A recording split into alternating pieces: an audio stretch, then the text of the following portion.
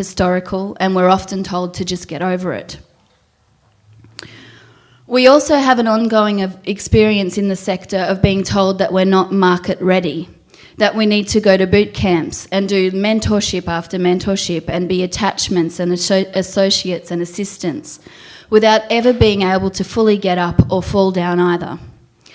And in this context, we seem to exist in some kind of limbo land in a country that is already self-conscious about the art that it puts up to the global sector.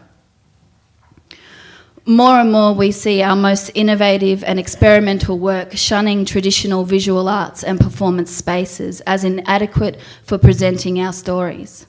And sometimes this leaves major festivals and venues to program what they call Indigenous work simply because it has a cast member that identifies as Indigenous, but is sometimes directed, produced or written by non-Indigenous creatives.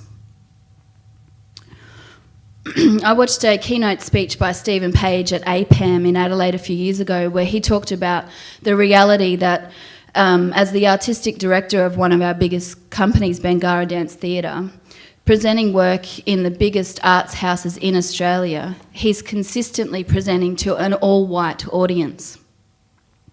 And we spend months and years and lifetimes creating and devising stories. And it's difficult for directors like Stephen to look out into seating banks and fail to see any of his own people there, unless it's on community night. So we're always asking, who are we even making this work for? On the opposite side of the coin, there are some of us who are sick of making work as activists, and we feel like sometimes we're there purely just to educate or rock the boat, and sometimes we'd just like to be artists and not professional agitators.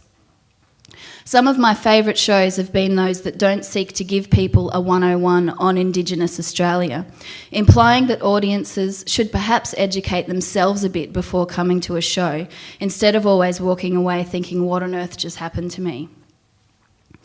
I used to write guidelines for people attending the opera for the first time. I'd tell them what to wear, when to clap, what was a good thing to talk about, where to eat, and what was the topics to not talk about. And sometimes I think maybe we need to do this with Indigenous work.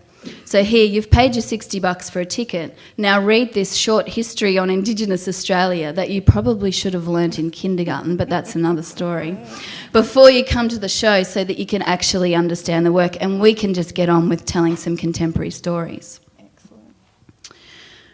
There's also an urgency for me and a lot of our people.